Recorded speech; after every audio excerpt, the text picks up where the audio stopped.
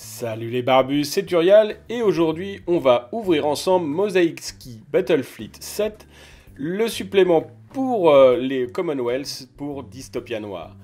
Il faut savoir que Mosaic Ski Battle Fleet 7 apporte une nouvelle mécanique, les avions, et une deuxième mécanique qu'on connaissait mais qui était peu utilisée, les SRS. Là, dans ce pack, on va avoir de quoi voir venir. J'avais envie de vous faire une analyse en plus de l'unboxing, mais la vidéo ça aurait été un peu trop longue, et puis j'avais envie aussi de voir tout le Commonwealth, donc on vous fera une petite vidéo plus tard, peut-être avec un guest star, vous verrez bien.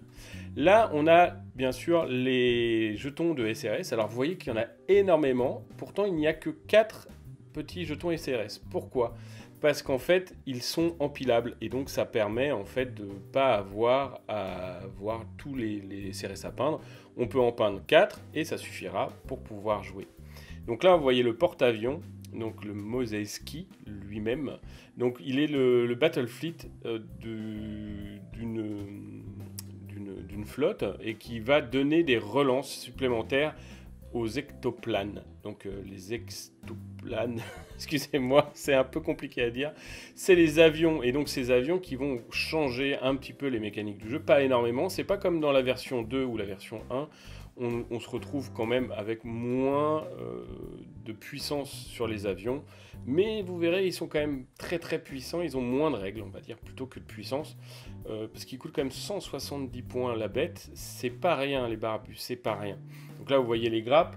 Donc les grappes sont quand même toujours d'une super qualité.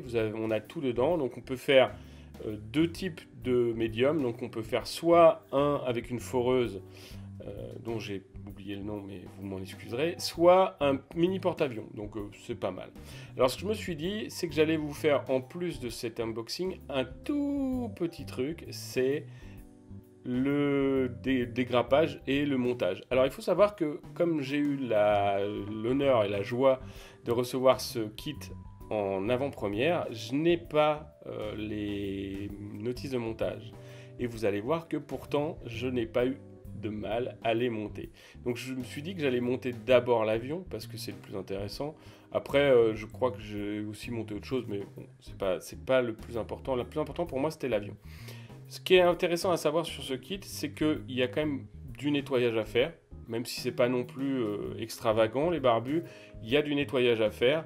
J'ai eu du mal à mettre voilà, ce petit truc-là, parce qu'en fait, je sais pas, il se met pas bien, c'est ce qui est dommage. Alors soit c'est parce que j'ai pas le kit de montage, donc j'ai pas le mode d'emploi, et donc je ne comprends pas comment le monter, ce qui est hautement probable, hein, vous voyez, tous les petits coups de cutter que je mets exprès. Soit c'est juste que le kit est pas extravagant, mais ça me paraît bizarre parce que tout le reste est vraiment propre. Donc c'est plutôt partir sur l'idée que je l'ai mal monté. Donc vous voyez, ça va assez vite, hein, surtout en x800, parce que j'ai mis à peu près 20 minutes à monter une grappe, pour vous donner une idée. Donc c'est pas non plus extravagant, hein, c'est pas aberrant par rapport au nombre de pièces qu'il y a. Et vous voyez, là on a un truc. Alors ce qui est intéressant, c'est qu'on a un nouveau type de canon. Vous voyez le petit canon qui est au-dessus sur l'avion, c'est une espèce de canon anti-aérien. Ben, lui va avoir de nouvelles règles, hein. C'est de nouvelles règles, enfin c'est un nouveau canon qu'on n'avait pas dans le starter de base. Donc ça c'est pas mal aussi. Donc voilà, un petit avion, c'est super, assez rapide. Bon, les SRS, bon, j'avais pas besoin de mode d'emploi pour les faire, hein. Vous avez vu, je nettoie le cerclage et je les colle, et voilà, c'est fini. C'est vraiment top. Alors, moi, ce que je dirais de ce kit, c'est qu'il est vraiment beau, c'est magnifique. La résine, pourtant, moi, je suis pas fan de la résine. Si, j'aime bien la résine, c'est mieux que le plomb, mais je préfère le plastique. Et d'une qualité